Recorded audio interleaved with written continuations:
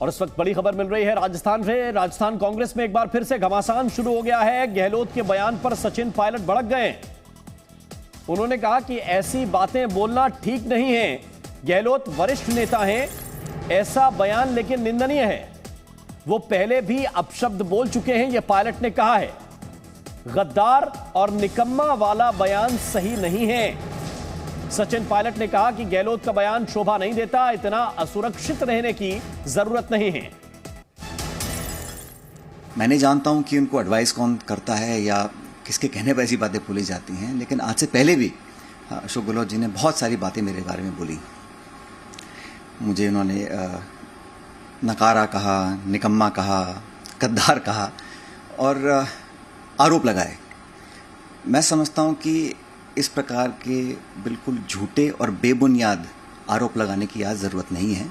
आज ज़रूरत इस बात की है कि हम कैसे कांग्रेस पार्टी को मजबूत करें। किसी भी व्यक्ति को कभी भी इतना असुरक्षित नहीं होना चाहिए, क्योंकि आज मैं इस पद पर हूं, कल नहीं रहूंगा, क्योंकि ये जीवन का क्रम है। राजनीति में उतार चढ़ाव आते रहते हैं। तो सचिन पायलट कह रहे हैं कि गद्दारी वाला बयान जो है वो मंजूर नहीं है। गहलोत के इंटरव्यू में पायलट पर हमला था। दरअसल पायलट को विधायकों का समर्थन नहीं है, ये अशोक गहलोत ने इंटरव्यू में कहा था। पार्टी से गहलोत के इंटरव्यू में दरअसल सचिन पायलट पर निशाना साधा गया था। अशोक गहलोत ने निशाना साधा था। पायलट को विधायकों का समर्थन नहीं है, अशोक गहलोत ने बात कही थी। पार्टी से पायलट ने गद्दारी की और इसी गद्दारी के शब्द पर भड़क गए हैं सचिन पायलट। राजस्थान में घमासान पर कांग्रेस का बयान भी आया कि सभी मुद्दे सुलझा लिए जाएंगे। जब जब इस तरह का विवाद आता है, कांग्रेस का यही बयान आता है कि विवाद सुलझा लिया जाएगा।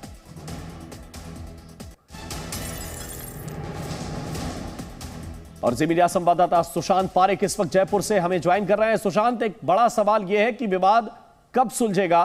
चुनाव सिर पर है और दोनों बड़े नेता जिनके नाम पर कांग्रेस पार्टी को यह चुनाव लड़ना है, वो दोनों एक दूसरे को कोई गद्दार बता रहा है, कोई कह रहा है कि ये छोटी बातें नहीं करनी चाहिए। क्या चल रहा है राजस्थान में? देखिए, स्थिति वही है राम जो 2 साल पहले थी।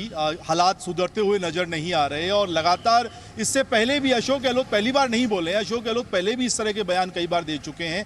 पायलट की आज की प्रतिक्रिया थोड़ी संयमित है। जिस तरीके से अशोक गहलोत ने कहा है कि वो गद्दार हैं, सरकार गिराना चाहते थे, अमित शाह से मिलकर आए थे, 10 करोड़ रुपए लिए और पार्टी में किसी भी सूरत में सचिन पायलट राजस्थान के सीएम नहीं बन सकते हैं। उनके पास केवल 10 विधायकों का ही समर्थन है और 10 विधायकों के सहारे आप मुख्यमंत्री नहीं बन सकते हैं, अशोक गहलोत ने कहा। और यहां तक कहा कि सोनिया गांधी से या पार्टी से मुझे कोई इंडिकेशन नहीं है, राजस्थान का मुख्यमंत्री मैं हूं और अगले चुनाव की तैयारी कर रहा हूं।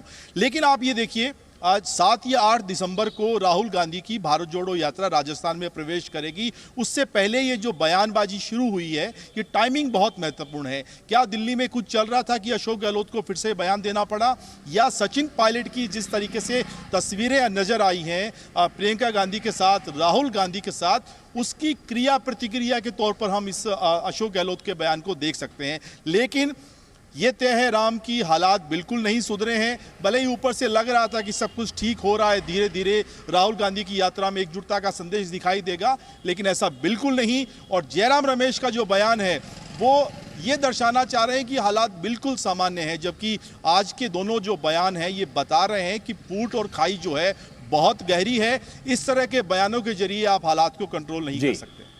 बिल्कुल, तो सुशांत पारेख जो कह रहे हैं ये बहुत महत्वपूर्ण है कि हालात जो 2 साल पहले थे वही कुछ हालात अभी हैं, क्योंकि अशोक गहलोत ने एक इंटरव्यू के दौरान निशाना साधा सचिन पायलट पर और सचिन पायलट जवाब में कह रहे हैं कि इतना असुरक्षित होने की कोई जरूरत नहीं है। मैं नहीं जानता हूं कि उनको एडवाइस कौन करता है या किसके कहने पर ऐसी बातें बोली जाती हैं, लेकिन आज से पहले भी अशोक गहलोत जी ने बहुत सारी बातें मेरे बारे में बोली। मुझे उन्होंने नकारा कहा, निकम्मा कहा, गद्दार कहा और आरोप लगाए। मैं समझता हूं कि इस प्रकार के बिल्कुल झूठे और बेबुनियाद आरोप लगाने की आज ज़रूरत नहीं है।